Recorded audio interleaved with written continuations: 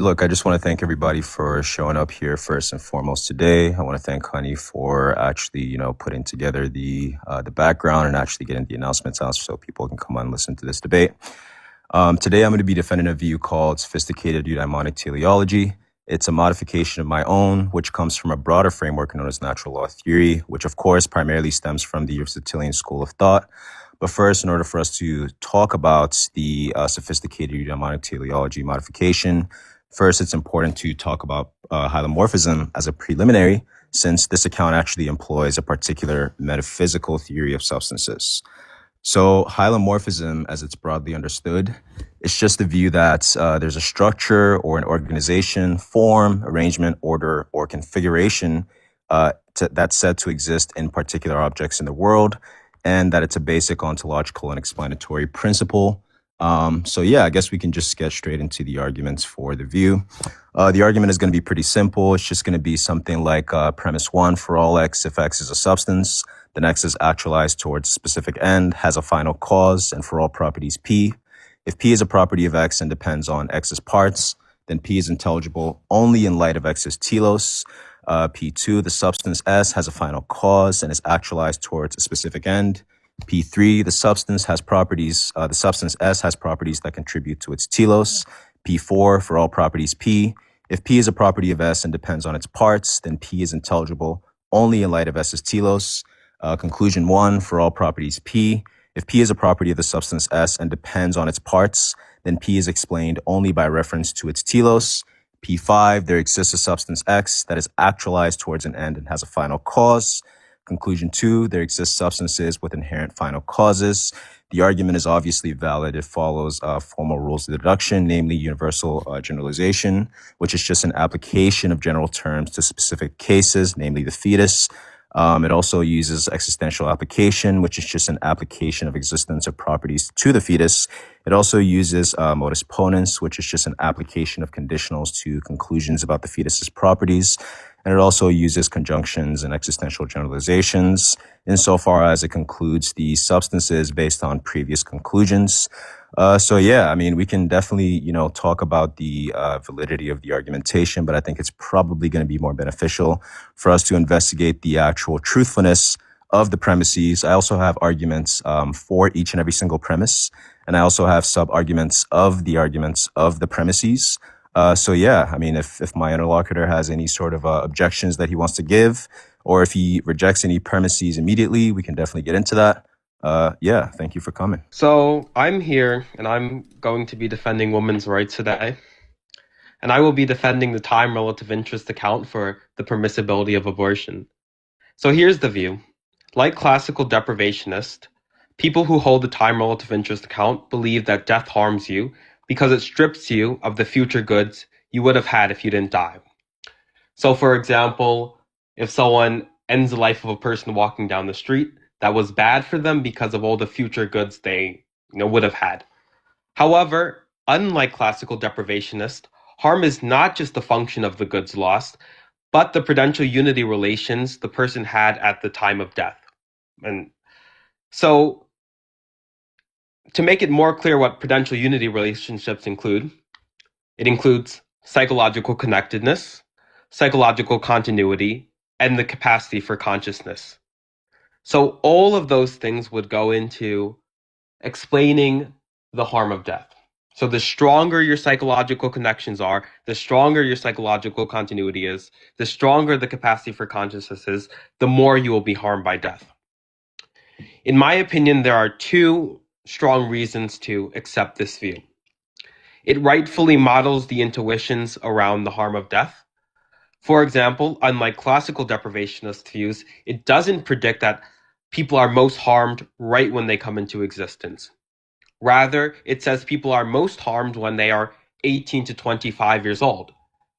This very much matches our intuitions. When we feel most bad when someone dies is usually around the age of 18 to 25 because they're young and they had a full life ahead of them. However, when someone's very young, we mostly feel bad for their parents and their loved ones when they die. So that kind of supports the intuitions around this view. Secondly, I think this view fits quite well with the observation that those without a cognitive profile cannot be severely harmed. After all the things that contribute to our well-being, like friendships, goals, happiness, hobbies, etc., all require a cognitive profile. So it might be nice to say things like chairs, tables, plans, etc., cannot be the recipients of harm in this way.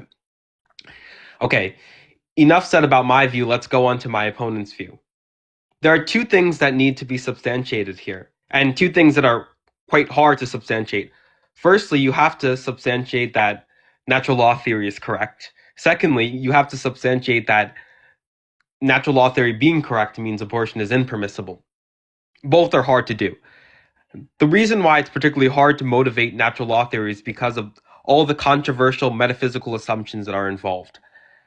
Like my opponent said, he holds things like hylomorphism, he holds things like final causes, he holds the concepts like telos. All of those are very controversial in philosophy, and you need very strong reasons to motivate them because most contemporary analytic philosophers will reject these sort of notions.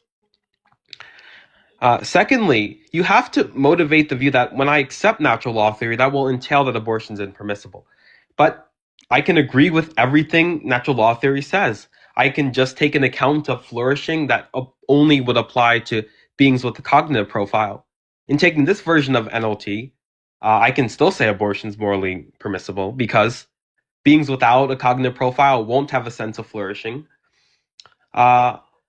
So the last thing I really wanted to mention is that my view doesn't work off very controversial metaphysical assumptions. It also works off very well-supported views in the philosophy of death. Deprivationism is the leading view in the philosophy of death for the harm of death, and that's the account that I'm running. And also, I think it follows from pretty well-supported views in harm theory about how consciousness would play into the harm of death. So those are motivations for accepting my view. One, they support our intuitions. Two, they factor in very well with a lot of the contemporary work being done in the philosophy of harm. And okay, that's my opening. Yeah, well, I guess I don't know, like, so do you want to do this thing where, I give the motivations for my view in the first cross, or do you want me to cross analyze like your view and your commitments? Which one do you want to do, Julian? You can give the motivations for your view, and then I'll attack those motivations. Okay, yeah, sure. So, like I said in my opening, I'm going to be defending a very specific modification of the view, which is part of a broader framework that's known as natural law theory. So, for the purposes of this discussion, all I really need to motivate here is that sophisticated eudaimonic teleology is true. And insofar as that sort of like view is true, then it follows that the abortion is wrong given certain types of principles that, will be established given this sort of framework. So I gave the argument previously in my opening statement. I don't know if you want me to Yeah, repeat I heard that, but okay, I want to say something about the conclusion of your argument. The conclusion of your argument said that there exists an X with the final cause. I can accept that, but why think that this would apply to the fetus? You're just saying that there exists one X such that it has a final cause. Why accept the fetus would have a final cause? Yeah, so it's pretty simple. I mean, if it's the case, you're asking me why would we accept that the fetus has a final cause? In the previous premises in the arguments, like for example, when it says in P1 that for all X, if X is a substance and X is actualized towards a specific end, it just trivially follows that if the fetus is also a substance, then the fetus also has a final end. That wasn't the conclusion. Also, wait, okay. can I finish what I'm? Okay, go ahead and finish. Yeah, and then also to answer the second part of your question, you said that how exactly is this motivation for the view that abortion is wrong? Well, we can just infer from this argument that the abortion is wrong, given that it significantly frustrates the ends for which this, for the sake of which the fetus is actually actualized. Okay. So the conclusion of your argument isn't that there exists an X such that X has a final cause. It's that for all X, X has a final cause. The conclusion is that there exist substances with inherent final causes. Yeah, I can agree with the conclusion, but I might not think the fetus has a final cause. I'm not sure why you would say that, given that the fetus is a substance, unless you're rejecting that the fetus is a substance. Look, okay, is the conclusion that for all substances they have a final cause? Yeah, there exist substances with inherent final causes. But that's different from that conclusion. saying that there exist substances with a final cause isn't saying for all substances they have a final cause. I'm fine with saying that for all substances, there's a final cause. That really doesn't do much for the how is that supposed to help your claim? Okay, but that would that follow from your premises? I'm not sure if you're lagging, but I didn't hear your question. I Would don't know that if that's follow me or from if your that's look? I agree. You validly derived the conclusion that there exists an X with a final cause. I don't agree that your premises entail that for all X, X has a final cause. Oh, well, it's just entailed from P1. When I say for all X, if X is a substance, then X is actualized towards specific end and has a final cause. So actually, P1 uses a universal generalization and just applies these general cases or these general claims rather to a very specific case, which is the case of the fetus. Okay, so what you want to say is you want to okay. The conclusion of the modified argument will be for all X, X has a final cause. Okay, why should I accept this? Yeah, so you're asking me why you should accept the conclusion. Yeah. Well, if you accept like the premises that the conclusion just necessarily follows, but you haven't really I objected to any of the don't I premises don't thus accept far, so premise I'm not one. quite sure. I don't accept that for all X if X is a substance, it entails that it has a final cause. Oh yeah, sure. So yeah, so the motivation for P1 is going to be pretty simple. I guess first we might need to clarify on some terms about what exactly what exactly counts as a substance on this view. So generally, it seems like what metaphysicians want to talk about when they try to describe what a substance is. It's just that first of all, a substance is just a composite of form and matter, and that individual substances have these sort of features that are unified by it, but it's not the case that such features form part of the substance, like namely the shape or the size, or certain sets of accidental properties or traits about the substance. But that if it's the case that these individual substances exist, then they possibly exist at like one or more times. And then the second piece of motivation for the view is just going to be this sort of differentiation that we want to make between the different kinds of interactions that can ensue given the existence of a particular substance. Okay, wait. Before you move on, I do want the motivation to accept that things are composites of form and matter.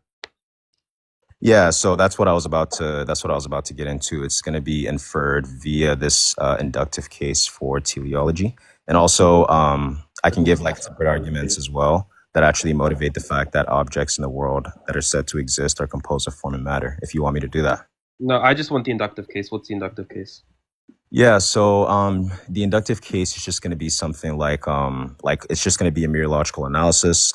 So generally, when we sort of investigate like objects that are said to exist in the world, it seems at least plausible that these objects are composed of certain types of they're composed of parts that sort of constitute the holistic identity, let's just say, or the holistic nature of the object, right? You can just kind of point to examples like to elucidate this point.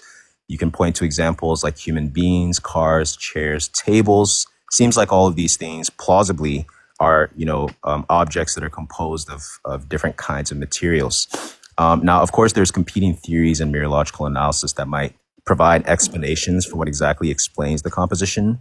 And my theory here is positing, an abductive case that the best explanation, given all the relevant data, is that there's a single unifying principle that's responsible not only Okay, yeah, for I the reject. compositional Okay, before nature. you move on with the rest of the argument, I I'm reject. just gonna let me just finish what I'm saying, just so I get this out, and just so there's no confusion. But there's like a sort of unifying principle that's responsible not only for the compositional nature of objects that are said to exist, but also it's responsible for the unification of material composition, and that it's responsible for the persistence of its identity. Yeah, I reject that you would ever need form to explain those things, and I also reject that things like chairs, tables exist in the way you're saying they do. I think that there are just mere logical simples shaped table-wise, mere logical simples shaped car-wise, and to explain persistence, I don't and identity over time, I do not see why you would ever need form. Um, I need motivations for those things. Well, I mean, you're saying that you could object to this, and you sort of have this like competing theory that presumably I take it that you have these sort of motivations to accept that this competing theory better explains the data, as opposed to a theory that posits the existence of form and matter being like these metaphysically necessary substrates. I actually don't grant that meteorological nihilist theories better explain the data. So if you have motivations for Okay, that, you yeah, can I'll give the give them. motivations for the view. Okay. Yeah. The motivations for the view rest on ontological vagueness concerns. So, for example, it is not quite clear ever when a car, forms a car. So, when the parts of a car actually form a car, it's always going to be a vague notion. Um, and it's like this for almost every object. Every object, it's almost going to be vague when a book becomes a book. A heap of sand becomes a heap of sand. All of those notions are inherently vague. We cannot have vagueness ontologically. That's a well supported assumption most metaphysicians agree with. So if you want to claim these positions on when composition occurs, you're going to have to hold to some form of ontological vagueness, which is implausible. So the correct conclusion is to say, okay, well, these sort of notions about a table existing, a chair existing, in my opinion, are more semantic tools we use to describe the simple shaped a certain way. We can still say everything we want about chairs, tables, etc. There's symbols arranged a certain way that are shaped chair-wise and perform chair role. We can still say those convincing things about chairs, tables, etc.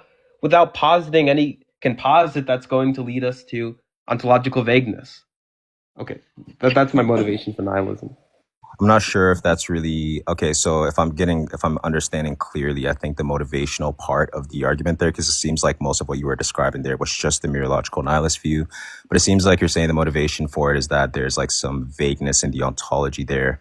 But it seems like there's some metaphysicians that have actually given responses to this. Like, for example, if you're like a collocationist about objects, for example, you might say that there are two distinct objects that can in fact like overlap. There are like also these things called like dominant kind theorists, which say that there's a distinction between when an object can be said to exist prior to. I think you're raising this sort of like Sorites paradox objection, but if you're a dominant kind theorist, all you have to say on the view is just that the new object comes into existence insofar as there's a new kind of object that's or excuse me, insofar as the old kind of object ceases to exist and the new kind of object begins to Okay. exist. Yeah. So there's like, I know these obviously views. I there's know. like competing theories in metaphysics and that are discussed amongst metaphysicians insofar as the vagueness objection is concerned. Okay, so the first thing is you said that both of these theories are very bad in my opinion. The first one is you said that the objects can just overlap with each other. There can be many overlapping objects. So under that view, there are millions, perhaps billions of overlapping humans that are co-located with me, all thinking in the same position as me. That view, in my opinion, is just extremely implausible. There are billions of co-located thinkers just where I sit. And that is kind of an absurd metaphysical conclusion one could come to. So I'm going to need very strong support for that view. The second view is that new about new objects coming to existence. This doesn't get at the root of the problem. The root of the problem is not when new objects come into existence. It's about objects that exist at the same time and the boundaries we can draw between these objects. So saying facts about when new objects come into existence would not explain objects that exist at the same time where we can exactly draw those boundaries. So that's my response. Explanation for if you have like two objects that exist at the same time, if you want to try to posit some sort of explanation for why it's the case that these objects are like metaphysically distinct. And by the way, when I said collocationism and dominant kind theorists, that was not to say, just by the way, I'm not saying that I'm imploring those views and I'm defending those views. I'm just saying that those views are potential responses that you can give Yeah, insofar as the sort of right, but none vagueness of them are good. objection. So I need a good response. Hold on, let me finish. I'm saying that those are potential like responses that you can give insofar as the vagueness conditions are concerned. But also, if the objection is something like how do you actually distinguish between two kinds of objects that can be said to exist at any moment in time, that can just be explained in virtue of the sort of essential nature, or the essential characteristics that are actually that compose the identity and the existence of said object. Well, okay, whether or not you distinguish them between their some essential properties they have, accidental properties they have, etc., doesn't matter. The categories of heaps of clay are when something becomes a table or when something becomes a chair, etc. All these vague cases will still be vague no matter what way you're distinguishing these objects. That's kind of a well-known result in mereology. So saying, okay, we can classify them this way, etc., is not going to solve the vagueness concerns. What I'm concerned about is that if we accept your view, there can be ontological vagueness, but clearly there isn't ontological vagueness. The only situation you gave me in which there's no ontological vagueness, and I claim that view was absurd, was a mere logical universalist view where I can just always say composition occurs and there's billions of organisms sitting in my chair thinking in the same location as me, which is crazy. Wait, okay, so just to be clear, you're giving this like a sort of absurdity objection to the co-locationist view, which by the way, I don't necessarily even disagree with myself, but I'm saying that these are sort of responses that you can give against the vagueness conditions, insofar as the vagueness objection was concerned. So I'm not even sure what the point was of like even repeating that. But then secondly, I'm also unclear why exactly it's the case that given that some particular object X has a certain type of essence or essential nature. I'm not exactly sure how it's the case that you cannot, using this sort of essence-based, let's just call it this essence-based mereological analysis. I'm not exactly quite clear on why it's the case that that isn't a satisfactory condition insofar as distinguishing between the different kinds of objects that can be said to exist is concerned. Okay, show me how it solves any of the vagueness concerns I raised. That is a satisfying answer. Yeah, so you can just say if you have like two objects that are said to exist at one point in time, the way in which you can actually analyze the distinction between these two objects is just in virtue of the essence or the nature of the objects. And usually Yeah, when but how people does that are tell talking me about, when a heap of clay becomes a heap of clay, or when a heap of sand becomes a heap of sand? It doesn't. it depends on what you mean by when a heap of clay becomes a heap of sand. Like what exactly is meant by that? Well, no, I said when a heap of clay becomes a heap of clay. So like, I can okay, I can let me use the sand example. I can kind of stack up sand until it almost resembles a heap. At what point does it become a heap? Like when can I say that composition occurs? It's a new object that is a heap. Or when can I even say that? For example, let's say I'm building a table and it kind of resembles a table. It kind of doesn't resemble a table. At what point does that composite become a table? Uh, Saying this fact about how we distinguish things by essences doesn't answer any of these questions. Yeah, I'm still not clear on how it's exactly is the case that an essence-based an essence-based view of mereological composition doesn't answer the question, because if you have some instance where you're trying to distinguish between, like, let's say, let's just use like an example in the abortion case, for example, right? Like if you're trying to distinguish between like when a fetus, when the sperm and egg like stop becoming a sperm and egg and they actually become a composite object, that's just going to be in virtue of whether or not the object that's said to exist at T2 is actually the type of thing that possesses the sort of nature such that they can actually carry out the sort of functions of its mereological composition. And also, I have a question for you. If you're defending like a mereological nihilist view, I actually have a question for you if you want to answer it. Well, wait, before that, I'll answer the question, but I want to say that all of the descriptions you might give their essence, okay, you might say, okay, the essence of a chair is something you can quote unquote sit on, you might add other conditions. All of these things are also using vague predicates. They're not going to make it any clearer as to how we make these distinctions over the composites. Using vague They're not vague predicates about predicates. things' essence is not going to erase the vagueness here. They're not vague predicates, just to be clear. I don't even know what you mean by saying that they're vague predicates. The predication there, first of all, it depends on what account of predication exactly you take. But the predication there is just going to be insofar as what's said to exist is the type of thing that actually possesses the essence of said object. And usually the way that nature is construed, at least in metaphysics, the way they want to talk about nature is just the type of principle or cause of changes. Wait. By the way, can you name me a couple predicates that aren't vague? Because in my experience, almost every predicate is vague. There's very few that aren't. What is the account of predication here? Uh, the account of predication I'm using is almost identical to the properties certain objects have.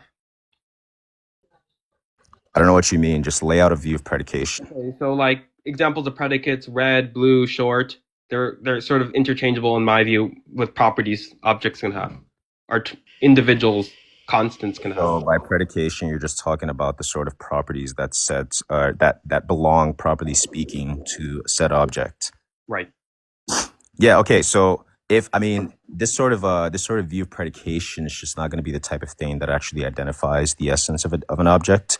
It seems like when you talk about these predicates of a subject, what you're talking about there, namely, are just some set of accidental properties that the object might possess, but you're not actually pointing out the sort of essential nature of the object. Look, So the the way you predicate, wait, describe. the predicate that's not vague there. It's just Look, going to look, be the essence of the object. look.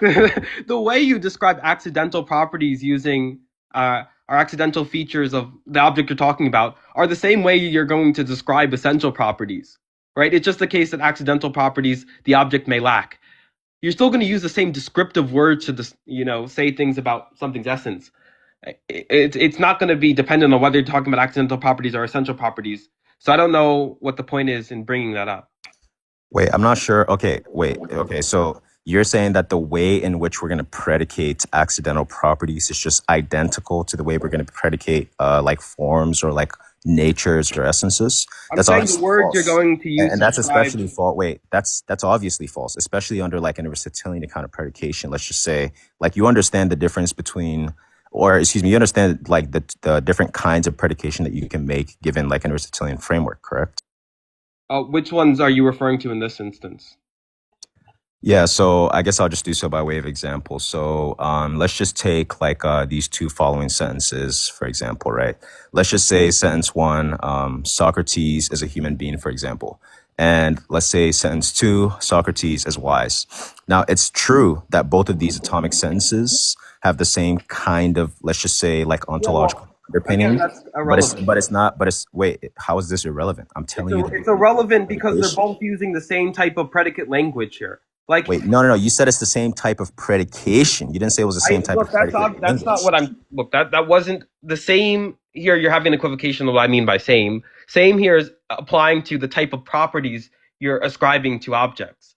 Okay, look, That's not going to um, be true. That's not going to be look. true. Okay, let me get clear what I mean on that. What I mean by saying this is that the descriptive words you are going to use to say things about something's essence are the same will have the same concerns about vagueness as the descriptive words you're using to describe accidental features. It doesn't matter whether you're describing essential features or accidental features.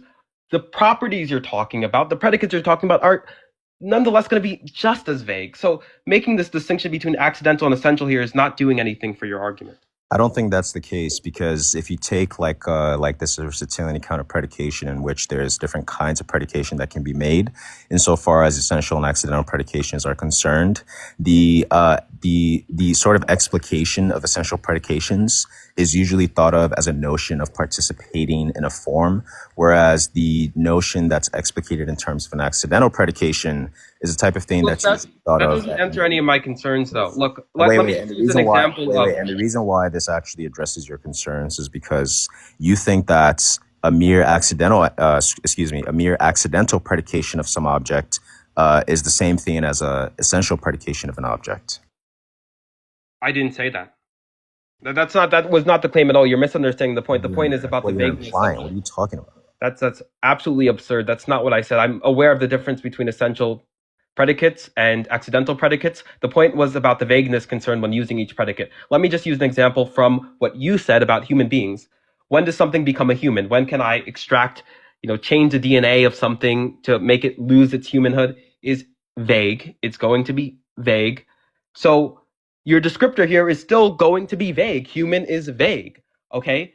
The point is, when you're talking about essential properties and you're talking about accidental properties, in no way does essential properties have a difference in the vagueness concerns I raised before. Wait, okay. So the reason why I'm saying that that the implication of your statement is that you're equivocating on essential and accidental predication is because whenever you're actually analyzing predication through an Aristotelian lens, and especially like, for example, he makes a distinction between like two different types of fundamental relations that can actually obtain. Like, for example, he makes a distinction between like what can be said of a subject and what can be present in a subject, for example. So it seems like the equivocation that you're making here is that whenever there's an instance where you're making a predication, it seems like the relation that you're making there is not one of a fundamental ontological classification, like in the way that like essential predications are. I agree. And so if it's the case that there is some essential predication wherein the relation there I obtains agree with that. given a I fundamental agree in ontological general. classification, then where's the vagueness? But There's an that's ontological my the whole point of classification. my view. That's the whole point of my view that almost Yeah, but all there's an ontological classification though, so I'm the not sure what's ontological vague. classification doesn't exist. Okay, the point What's is the argument the for that? descriptors you're going to use, and when you're talking about the essential properties of something, are vague, and you want to say that there exists this mind independent other concept of properties, which is the one that I reject. That is not vague, and why would I ever accept that there exists some like mind independent notion of human being that's not vague, when I can just say that humans, okay, it's vague when something is human or not, and it's just a feature of our semantics that we use the term human to denote this. Well, what are you mind independent? What are you talking about? Look, we're talking about relations and predications here, right? So if it's I'm the aware. case that there's some relation that has, excuse me, if some relation obtains, and that in the obtainment of that relation, there's a fundamental ontological dependence relation that can be established given the object to exist, then I'm not exactly quite clear on what you mean when you say human is vague. Human picks out a certain type of essence in the world, and any That said could be true, and it predication can that still can be vague. Vague predicates pick out things. wait that okay, so okay, then what does vagueness mean here then? Then I'm just confused on what you mean by vagueness. Vagueness means when I use the proposition that thing is human, some cases it might be not settled whether that's true or false. So, for example, like imagine that we're changing the DNA sequence. At some point, we want to say that this thing is no longer a human being. Okay, when can we say that? Okay, the point that in which we can say that is vague. But you want to say that the point is not vague. There's a real classification of humans out there in the world. We just probably have no epistemic access to it. It's not coherent to me at all what exactly this mind independent notion of human being is, that's not vague and that there's, with actual boundaries there.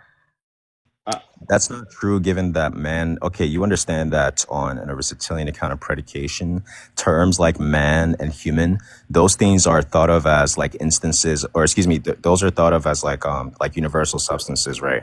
Or at least the way Aristotle calls them is that like wouldn't solve any of the issues I have. secondary substance. Wait, if every instance where you pick out a human, it's just an instance of picking out an object that has the essence of what it means to be a human, then I'm not exactly sure what the vagueness concerns is doing. Like when you say it's unclear that it's true or false, It's not. I'm Wait. still unclear on what It's that not means. clear. It's not clear in the borderline cases I gave you whether or not something has the essence of being human. That's the whole point. Adding Wait. essence language doesn't change any of the points I'm making. Okay, so yeah, just give me like a quick synopsis of your version of time relative interest account. Well, I'm basically using the standard version. Like classical deprivationist, I believe that harm de- deprives you of future goods you would have had if you didn't die. But I don't just believe harm is a function of the goods lost. I believe harm is also a function of the prudential unity relations involved. And those include psychological connectedness, psychological continuity, and the capacity for consciousness. So the more capacity for consciousness you have, psychological continuity you have, and connectedness to your future experiences, the more you're going to be harmed by death. Okay, so yeah, I guess my initial thing, I guess I can just give a sort of synopsis, and then you can just tell me whether or not you agree with the synopsis. But it seems like in the time relative interest account, first of all, whenever you talk about interest there, and especially more specifically human beings' interest, that can be understood with respect to two things. It can be understood either objectively, insofar as what's good for the individual is regardless of whether or not the individual actually possesses consciousness at T1, or it can be understood subjectively, which is what the sort of view that you're defending here today. Doesn't Which, have any, doesn't assume that at all. wait, yes, it does. What are you Nope. talking about? Nope. You take the view that in order for the entity to be harmed by death, that they must have some set of goods, that exist for the sake of themselves, right? They have to have some set of prudential unity relations. They have to have a sort of psychological profile, Nope. and all of these things, correct? Nope. Okay, so just to be clear, it's not the case that in order for a being to be harmed by death, that they must have some set of prudential unity relations and that they have to have a psychological profile. So you actually think that fetuses prior to having a psychological profile can be harmed by death? Well, it's possible for them to be harmed by death. I'm not convinced they are. Do you think you not being convinced that they are harmed by death is actually evidence in favor of the view? No, but I would need reasons why they're harmed for death. But absent of those reasons, I'm going to claim they're not harmed. because Yeah, but I've you're reflected also on all the evidence. wait, okay, but you're also saying that they're not harmed, and the evidence for that claim is just in virtue of the Did I say facts that they're you're not not harmed, or I don't convinced. have any convincing reason to say that they're harmed? Yeah, but you saying that you're not convinced, it's just not going to be evidence in favor of the view, or excuse me, it's not going to be evidence in support of the proposition that they're not being harmed. Wait, I do think it's going to be evidence in favor of the position that they're not harmed, given that one, I've reflected on all of the data, and the other reasons that are going to be morally relevant generally are just not present in this instance. So there's very weak evidence for me saying that they're harmed. I'm just admitting it's a possibility they may be harmed. It's just very unlikely. Yeah, I mean, look, I don't actually think saying that you're unconvinced that something is not the case.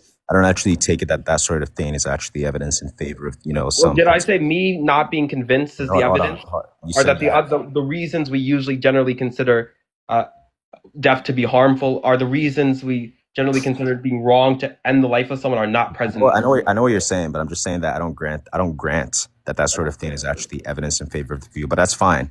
I guess my next question for you is, how exactly is the harm of death considered on your version? Which this weird version that doesn't actually take into account like things like psychological unity or the fact that they have a mental life. How is the harm of death assessed on this view? Wait, how's the harm? I gave you how the harm of death is assessed under this view. Yeah, can you just like repeat it so I'm just extra hyper Yeah, clear? okay. I said like classical deprivationists, we say that death harms you in virtue of the goods you would have had if you didn't die, and we also care about the potential unity relations, which would include things like psychological connectedness, psychological continuity, and the capacity for consciousness. Of course, the stronger your psychological continuity, your psychological connectedness is, and your capacity for conscious, the more you would be harmed by death. Okay, so yeah, it seems like we can actually employ a sort of analysis of this version of time relative interest account where whenever we're considering the sort of the harms of death, there's really a couple of ways that we can actually consider the harms of death. So there's one, the per se, you can consider the harm of death in a per se way, or you can consider it in an accidental way, or another way to think about it is like you can consider it in an essential way or an accidental way, right? So you might say something like, let's say if I stole like $1 million or something, or if there was two instances where I stole $1 million, some versions of the view might say that the first instance of me stealing $1 million is equal to the second instance of me stealing $1 million. But on the accidental view or the accidental analysis, it's going to be the case that there are certain types of accidental characteristics that might actually influence whether or not one instance is worse than the other. So let's say, for example, like if I stole $1 million from like Julian, who doesn't have $1 million because he's fucking broke. Anyways, but let's say if I had like another instance where I stole $1 million from like I don't know, like fucking Jeff Sorry, Bezos. what is the critique in the view? Like, what's the point of Wait, it? hold on. I'm giving you like an analysis, and then I'm going to tell you the objection to the view, right?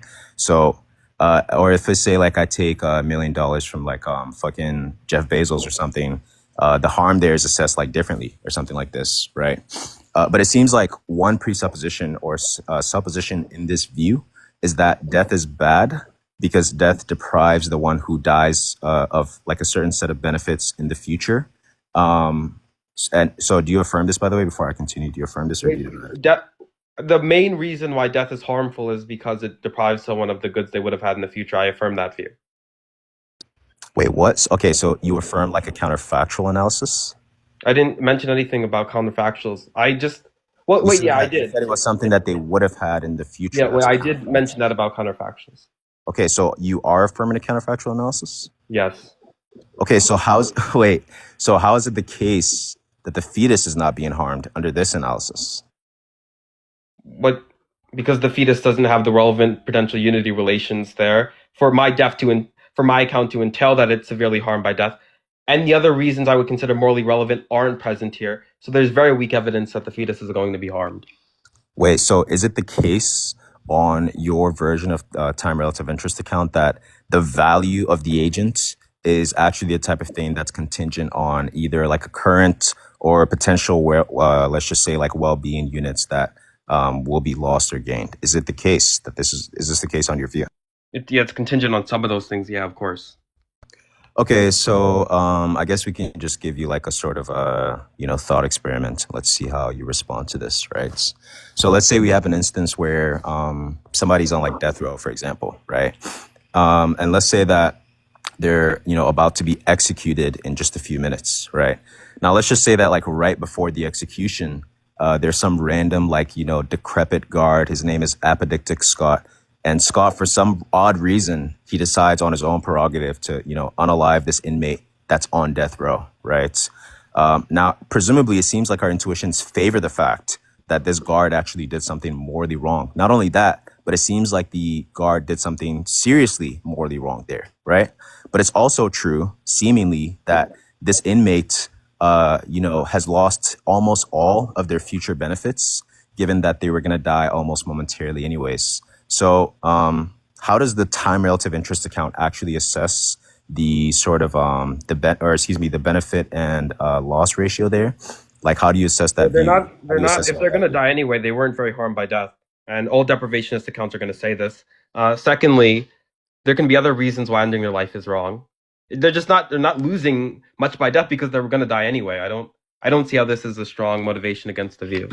Okay, so if we apply this sort of analysis to, let's say, like some other case, like if somebody has like Alzheimer's or something, and they have like very, very little time relative interest account or time relative interest in actually continuing to live, given that there's like a weak, like let's just presume that there's like a weak psychological unity relation there. There's like weak prudential unity relations there. You don't actually take the view that there's anything significantly morally wrong with killing Alzheimer's Of course patients. there is. Wait, of course there is. In the general case of Alzheimer's, they're still going to be severely harmed by death. They're not going to be harmed by death to the extent like a healthy 18-year-old is, and I think everybody's going to agree with that. I think that's a morally expected conclusion. But of course, you can say under the time relative interest account that people with Alzheimer's are severely harmed by death. You just can't say they're as harmed as like a healthy 18-year-old, which is very Wait, plausible. no, just to be clear, is the view that they are seriously harmed by death? Yeah, yeah. Of course, they're seriously harmed by death. They're just not harmed to the extent like a healthy 18-year-old is. Okay, so now I'm not sure what exactly is the motivation for why it's the case that they're seriously harmed by death. They're seriously harmed by death because there's future goods there that they're psychologically connected to. Of course, you can say that they're significantly harmed by death. That, No, there isn't. They don't have, wait, hold on, just to be clear, of course, they have. the case is that they have very, very little time relative interest in continuing to live anyways, which is one of the conditions that which is one of the conditions that you listed in order for some deaths to count as significantly harmful. Look, under the standard case in which someone has Alzheimer's, very, there's somewhat medium level psychological connectedness to their future. There's medium level prudential unity relationships there. I mean, they're not. It's not like they're like a healthy 18-year-old and they're like strongly connected to their future, which is like. I just don't understand the critique there. We can still say death is a great harm to them. We just cannot say it's a harm like an 18 or 25-year-old, which is very plausible. No, no, no. Okay, wait. Okay, so wait. First of all, do you take it that this Alzheimer's patient? Okay, so you actually take the view then, presumably, that this Alzheimer's patient, first of all, is a moral subject, right? Of course. Okay. Now, I'm still unclear on why you say that they're seriously harmed. I guess maybe Look, to clarify exactly what change you mean language, for. not to Wait, hold seriously on, hold on, harm hold on, hold on. significantly or What do you something. mean when you say some agent is seriously harmed by death as opposed to like a trivial harm or something? I just mean there's some good harm done there. Like cases in which someone's trivially harmed, I stole like $10 from them, I hit them. These are trivial harms. Significant harms are like I robbed somebody's car or I burned somebody's house down. So like just erase Wait, language with whatever you're being wait, confused sorry. about. I'm looking It's still a for harm. like I'm looking for an actual like reduction on the term. Yeah, Like yeah. You want a reduction on significant harm here. You want a whole analysis on that. You're not going to get it. I why can't. you're not going to give me an analysis of the Why? term Why would seriously I harmed? ever waste my time doing that? It's not Because worth I don't it. understand what you mean when you say something is Okay, if significantly harmed. anyone in the chat is confused about what significant harm is, me just please leave the Why are line. you appealing to the chat? What are you talking about? I'm Yeah, if asking you anyone for else is an confused analysis or on what reduction being of the terms. I don't significantly know why harm you're means, like, just leave the chat. You're not why are you intelligent. appealing to, wait, why is this guy appealing to the chat? What the hell? I'm asking you to Yeah, give me a because reduction on the term serious harm here. What are you because talking about? you're not being serious right now. Like the reason I'm appealing to the chat is because everybody else is not confused on What what are you serious talking harm about? means. No one Hold on. Just to be doesn't clear, know right? what serious I'm harm looking for you is. to give me, and I'm looking for you to give me a reduction on what you mean by serious harm. And by the way, let me just clarify why this is important in the first place, right? Because I gave Julian an instance where there's not really strong prudential reason for the person to like continue to live. And also, by the way, we haven't even gotten to like the newborn cases where the prudential unity relations are very, very weak and almost non-existent, especially in like minimally conscious entities who don't really have goals or interests or desires or ongoing projects or anything like this. Which so I'm kind of curious on how your view actually explains the harm of death to like infants as well. But I'll yeah, answer so that question, but I'm not answering your silly question about. before you do that, I still need a reduction on the term serious harm. Yeah, you're not going to get that. So you might as well move on because everyone else is not confused on what a serious harm is to someone. What? Okay, so are I you gave just gonna you. like run away from me asking you the question about No, I think it's a very stupid question. I already gave something you examples on what would count as seriously serious harm. If you harmful? don't get the concept, just move on. What are you talking about? Give me a reduction, Julian. It's a very simple question. Why the fuck would I have to give you a stronger reduction than the examples I already gave you? Give me a reduction. I already explained the relevance. I literally just explained the relevance. So Okay, go ahead and give me a reduction. if you're confused, we'll just move on. I don't really care anymore. So just Okay. I'll answer the thing about the infants. We're gonna. I'm gonna take that. I'm gonna take that as like. I don't know if you're running right now, but whatever. I'm running about not explaining what significant harms is.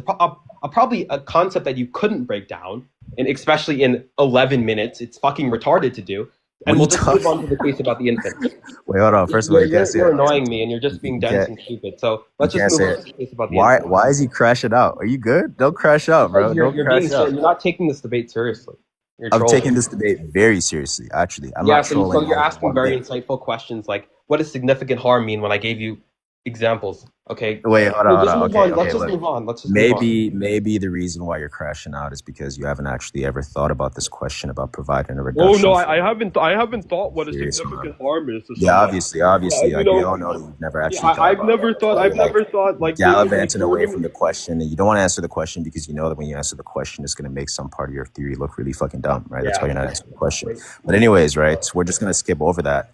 How is it the case that newborn infants who are minimally conscious entities who don't have these sort of strong prudential union relations and they don't really have any ongoing projects and interests and interests Right, for I get the point. themselves? How is it the case that these newborn infants are actually like moral subjects that are significantly harmed by death? Yeah, I'm going to respond to two things. So the first thing is, lastly, I'm going to make a last statement before I move on from this. Is look, if by the time I tell you that significant harms include things like stealing someone's car, burning someone's house down, giving someone a disease that they can't cure, those things would count as significant harms, and you're still confused in what I'm talking about, you need a lobotomy. Okay, and as for the infant case, I don't believe infants are severely harmed by death like 18 and 25-year-olds are. I believe that, yeah, there's some harm done there because one of McMahon's conditions is if they're sentient, there's some form of psychological continuity to care about, and they also have a lot of future experiences ahead of them to care about. So we can say that there's at least some good harm happening there. They're just not nearly as harmed as the 18 to 25-year-old, which matches our intuitions about, okay, when an 18 to 25-year-old dies, we feel bad for them. When a 1-year-old dies, we usually feel bad for their family. The personal harms in both cases done is very, very different. Yeah, so I'm not sure why this guy is asking me to get a lobotomy when if we were to actually like line up all of the TikTok people and like figure out who was first in line to get a lobotomy, you would actually be the first person in line to get a lobotomy. So don't ever try that with me again, okay? Right, Secondly, yes, I'm sure I would. I'm sure everyone agrees with you. claim that you're making about newborn infants and whether or not like they're actually significantly harmed insofar as their prudential unity relations are concerned. It seems like there's an implication on your view, right? Especially if you're taking like McMahon's defense, which is just to say that given like the way that your view has been sketched out or laid out, it seems implausible for you to actually avoid the conclusion that it would at least in some instances be permissible or maybe even perhaps be morally required, all things equal, that unaliving a healthy orphaned like newborn, let's just say like if we had to do this, for example, in order to like harvest their organs, save like 3 other children or something, it seems like on your view, it seems like you're committed to saying that that sort of thing is not actually constitutive Okay, of give the case in which significant I'd have to harms. say infanticide is permissible. Give the case. Sorry, did you say that? Are you saying that it is permissible? No, give the case in which I would have to say it's permissible. That's never an incumbent of So mine. let's just say that we had an instance where there was a newborn baby that was, first of all, I'm sure you already grant the view that newborn babies or newborn infants are minimally conscious entities. You also grant that these newborn infants don't have strong prudential unity relations, correct? Right? Okay, great. So you also agree that these newborn infants don't have like these robust ongoing projects or like interests for the sake of which they are Yeah, doing yeah, of course. activities, right? Okay, Right, so right. given that a few of the conditions that have to be met such that the event is actually considered significantly harmful, whatever that means, since you don't want to give a fucking reduction on the term. Given that fact, and given that the compromise of these conditions, how is it the case that this newborn infant is significantly harmed on your view? If you can't answer that question, I then it's didn't just say wait. obviously the case that these newborn infants are not actually significantly harmed, Again, wait. given the fact that these conditions are actually like basically obsolete. Wait. I didn't. They're not basically obsolete though. Still, having sentience still is sufficient to be for there to be some good amount of harm and death. But if you mean by significantly harmed here to the level that people with plans and future goals who are very connected to their future are harmed, of course they're not significantly harmed. And of course we don't care about their death as much as we care about 18 to 25-year-olds who are have these plans and goals. Like I said before, when an 18 to 25-year-old dies, we feel bad for them. When an infant dies, we usually feel bad for their family. Our moral intuitions there say, hey, look, the personal harms in each case is very, very different. Not exactly sure how much that actually like answered my question, but wait. So okay, it seems like now you're making a modification to the view. You're saying, are you just saying that any amount of subjective experience is sufficient such that the Okay, agent is let like me go. Let me significantly go harmed? back. A modification of my view. Let me go back to my opening statement where I quote the things that matter here are psychological continuity, psychological connectedness, and consciousness. So there's no modification to my account. As I said in my introduction, that this would be Hold on, hold sufficient. on. When I say modification here, all I'm referring to is just the instance where you said that any amount of subjective experience is sufficient, unless that was present in your opening statement. Are you saying that was present? Like any amount? Yeah, that was present in my opening statement. Okay, so any amount of subjective experience is sufficient enough. Why is it the case that your threshold is so low? Like I don't understand the question. It's just the model I'm working under, and it's inductively. What do you mean? Okay, so when I say your threshold is so low, it seems like given that any bare minimum level of like subjective experience that actually might be inclusive of other types of like creatures, like you know that there are other like creatures that are also having like subjective experiences, and I think you grant this view Yeah, as but well. they don't have a future like ours that are like a future of value in the way we do. Wait, wait. Okay, so this is essentially just like you're saying that the trait that's true of like humans that's not true of non-human animals who have subjective experiences, such that the action is significantly harmful. It's just in virtue of the fact that they don't have any future values like ours. Oh, this account is only speaking about beings with a future of value that they're psychologically connected to. Other beings, it's silent on the question. Okay, what does it mean to have a future of values like us?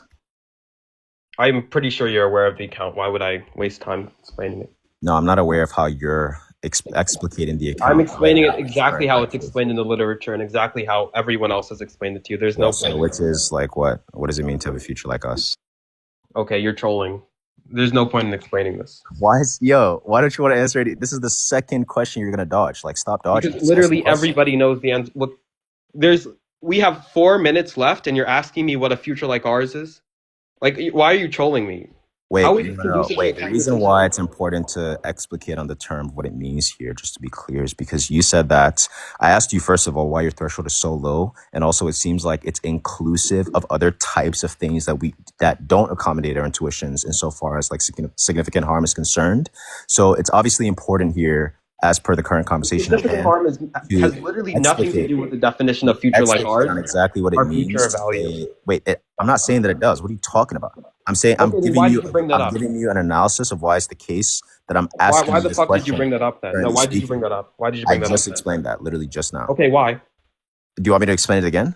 No, it's just explain why you brought up that point Okay, say please, in one Father, and sentence. I'll explain it again. Just do it in one sentence. Jesus Christ. Look. The reason why is because when I gave you the case of like other minimally conscious entities who are also, having like these like minimal forms of subjective experiences, you said that well, it's not the case that those entities are being significantly harmed by death, given that they're not having, I said my account's they're not silent. psychologically connected to like a future of You got a value like we are. misinterpretation of you. I said my account's silent on that. Wait, sorry, I didn't hear what you said because Misinterpretation of my view. I said my account is silent on that. what's the misinterpretation? My account is silent on those cases. It doesn't say it's, they don't have anything we should care about morally in their deaths or whatever. Are you talking about the non-human animal like who are having subjective experiences? Yeah, it's silent on those. That's not what I'm asking. I'm asking what it means to have a future of value like us. But I know that's the question that you're asking. I'm asking you why the fuck you're asking the question. What are you trying to get clear on when you ask the question? I'm not exactly clear on what the distinction is that you're making here between why. I don't fucking care. How is it useful to the dialogue at all? What are you talking about? It's not useful to the dialogue. You're using it how literally everybody in the literature uses the term future like ours or future of value. Okay, which is what? Which is that it's a future with hopes, desires, dreams, other things people care about in their future, etc. Okay, and is it the case that a subject must have interest for the sake of these things in order for them to be significantly harmed by it? Okay, and I guess what is your? We don't really have that much time, so I guess I'll ask this final question because I don't really know how you accommodated the newborn case. I'm really unconvinced of that still to this, up until this point of the conversation. But under what account of interests, what account of interests are you imploring here? I don't care. I don't have to give you a fleshed out account of interest. I'm pretty sure you know what I mean. Is this guy? Are you just not going to answer any questions? You're just going to keep saying, "I don't." I don't want to answer silly questions like, what account of interest do you take? The horrible performance on your irrelevant. What are you talking about? Obviously, these questions are like important to your view. Every single question that I've asked you, just say I don't care, and then you say like, "Oh, it's just what the literature says." What are you talking about? I have you might have like a modification of the view that I don't know about, or it might be. Yes, I have a I'm running the standard view, and I have a modification of the view you don't know about. Okay, wait. Can you name me one person in the literature who asked this insightful question you have, Kay, about what our interest under this account? Wait, you understand that there are different accounts of interest, right? I'm not an idiot. Okay, great. And are you disputing the relevance of your account of interest when you're talking about the time relative interest account? I'm disputing that it would change the account of anything. You need the account of interest. What are you talking about? I'm disputing that your account of interest would settle anything in this dispute. That's why it's not brought up in a single paper, which... The papers that you don't want to tell us about, right? Well, you want me to cite a bunch of sources on time relative interest? No, I want you to tell me your account of interest. That's what I want. Why? What will that even do? What, bro? What? Because the reason why it's important for us to understand your account of interest. Consent here. What's the point? Like, why are you asking me these questions? Why did you bring up theories of consent? What are you talking, bro? This guy's crashing out. Irrelevant ask questions that are literally. He's crashing out. Look. The reason why your account of interest is important here is because it might be whether or not you depending on the account of interest that you take. I pointed out that his view rests on very controversial metaphysical assumptions. One in which he didn't defend at all. He didn't answer any of the vagueness concerns I gave. He appealed to the distinction between accidental properties and essential properties, which have nothing to do with the vagueness concerns brought up in the literature on mereology. Absolutely nothing. So that point is null and void. So there's no reason to believe in these spooky things like forms, essences, accidental properties. And of course, there was no argument of how this view would entail that abortion is morally impermissible. And secondly, I wanted to focus more on the critiques that he brought against me, which are silly. Like, he's asking me disingenuous questions like, what is the future of value? I mean, we've been on this app for so long. We've talked about this millions and millions of times. We all know what that term means. Why you're asking in a serious dispute is laughable. He asked me what it means to be seriously harmed. I gave him examples, which would be sufficient for anyone who isn't lobotomized. But he didn't understand that, serious harms are things like getting your house burnt down or getting your car stolen or someone giving you a rare disease. These are very intuitive concepts to grasp. Somehow he grasped concepts like what an essence is and accidental property is and what a form is, concepts that philosophers can't even wrap their head around, but he can't understand what a serious harm is. Are you fucking kidding me? He's the most disingenuous conversationalist I've ever encountered. Okay. And secondly, it gets even worse. And I can't believe it got even worse. To this guy asking me what account of interest I take. How is the account of interest I take remotely going to settle anything? If you take any popular account of what interests are, it's not going to change your moral decisions on whether abortion is permissible or impermissible under the time relative interest account. It literally does not fucking matter. So you asking me what account of interest I take is not going to sell literally anything about the case. Any fucking thing about the case. So don't ask me the question. It's like me asking you, what color are your underpants? It doesn't matter for the conclusion. So why are you asking me these questions? Uh, and so my point is that a lot of the questions being brought up during my cross-examination were entirely irrelevant and silly. The three main concerns we argued almost half of the conversation about were, what is the definition of future like ours? Completely silly thing, which we all know. What does it mean to be seriously harmed? I gave examples. He wanted a reduction of the concept. Absolutely silly. Even saying that there is a reduction might even be a silly assertion. And thirdly, he plays this silly game asking me what account of interest I take, which has literally no point in asking. Okay, so maybe I'll get on to the legitimate criticisms he had and his confusions. First of all, about the infant, I answered the case beautifully. I said that, okay, well, we can say something about the way infants are harmed. We just cannot say they're harmed as much as an 18 to 25-year-old. Very true fact. And it's morally expected. When a young child dies, we feel sad for their family. When an 18-year-old dies, we feel sad for them. Okay, there's obviously a difference in the personal harms between two cases. Misconstrued the account, thinking that, okay, if you have any level of sentient experience or whatever, it's going to entail that we should find death significantly harmful there. No, these views only speak about things with a future like ours, of course, or a future value already. Okay, so that's the next concern. His other concern is that he said something like, taking this account would entail morally that it's okay to infanticide some infants, unless you're like ending life of an infant to like save the world, or ending life of an infant to stop 1 million deaths or 100 deaths or whatever. You would probably never have to agree under McMahon's account that some infanticide like this is acceptable. Like, I mean, oh, and also he made a point about dementia patients. Obviously, we can explain why dementia patients are harmed by death. Like, they still have the relevant prudential unity relations we care about, and they still have a future value. It's just not as strong as an 18-year-old, which is, again, something we morally expect. Everyone would pick a dementia patient to die over an 18-year-old. How these are criticisms, I don't know. Okay. Anyway, that's my conclusion. The point being is that very disingenuous questions were asked. I ate, and your stabs at me were not rhetorical. Yeah, so I don't know why this guy is saying that my jabs at him weren't rhetorical, and then you start like crashing out like in your cross section. That's like really fucking pathetic. I don't even know why you said that. Also, I don't know why this twink is like talking about lobotomies. I don't even know why you brought that up. That shit was not rhetorical at all, right? Like I said previously, if there was anybody that was going to be first in line to get a lobotomy, it was going to be you. I don't even know why you brought that point up in the first place, not right? Now, secondly, to address all of his garbage objections that he tried to give me against my view on the sophisticated eudaimonic teleology, yeah, it was very clear. I gave a lot of motivations for the view. I even gave like arguments. I had sub-arguments for each premise of the argument, and I had sub-arguments for the sub-arguments of those sub-arguments of the premises. So it's very clear that there's strong motivation for the view being true. We can even assess the likelihood of teleological like principles being more likely as opposed to like competing theories, like maybe like an evolutionary theory. You can just consider like the sort of prior probability of teleological accounts. Given that the prior probability is high, it would just be the case, truthfully speaking, that, if we observe like sort of, let's just say like purposeful behavior, and which, by the way, is very, very fucking evident in like the natural sciences, we can just appeal to that. There's even like quotes from famous like science textbooks that actually demonstrate the sort of teleological functions that we observe even in natural systems today.